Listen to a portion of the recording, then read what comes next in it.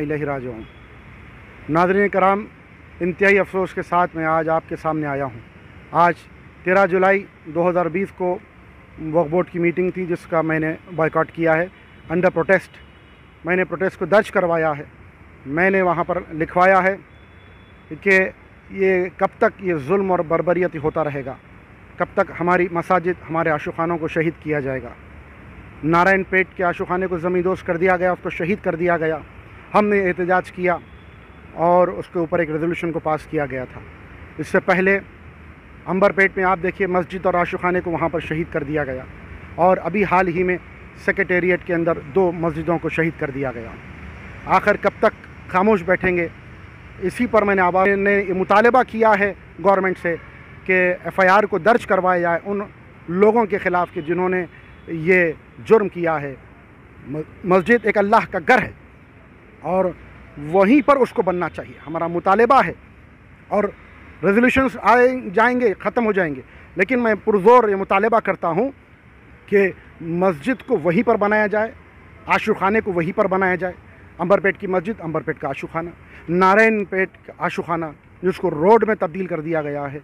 कर्ब के साथ में कह रहा हूँ, हमने वहाँ पर पहुँच कर सके, वहाँ पर हमने मुलाकात की है, SP से मुलाकात की है, हमने दूसरे लोगों से मुलाकात की है, हमने कलेक्टर से मुलाकात की है, एहतजाज दर्ज करवाया, बताया है कि वहीं पर हमको हमारा दूसरा आशुखाना बना कर देना चाहिए। कोई एक्शन नहीं है लिया गया।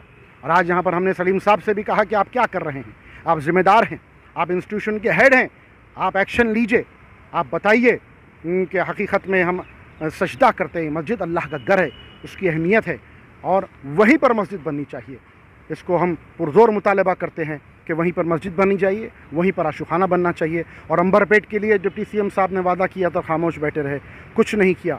याद रखे, ये अल्लाह का घर है, ये मसाजिद, ये आशुखाने, ये पाक मुकाम है। अहले बैत कराम उनकी मोहब्बत को वाजिब करार दिया है और हम सब अल्लाह का सजदा करते हैं। तो इसका तहफ़्फ़ुज़ वक्फ बोर्ड बना ही यही है, एक गार्डियन है जो तहफ़्फ़ुज़ कर रहा है। इसीलिए मैंने प्रोटेस्ट किया है और मीटिंग को बायकॉट कर मैं आगे आया हूँ। आप तमाम हज़रात से मैं दुआ करता हूँ, आप भी अपनी नमाज़ों में दुआ कीजिए कि हमारी मसाजिद, हमारे आशुखानों का तहफ़्फ़ुज़ हो सके और उसको किसी न किसी तरह से उसको शहीद हरगिज़ नहीं करना चाहिए।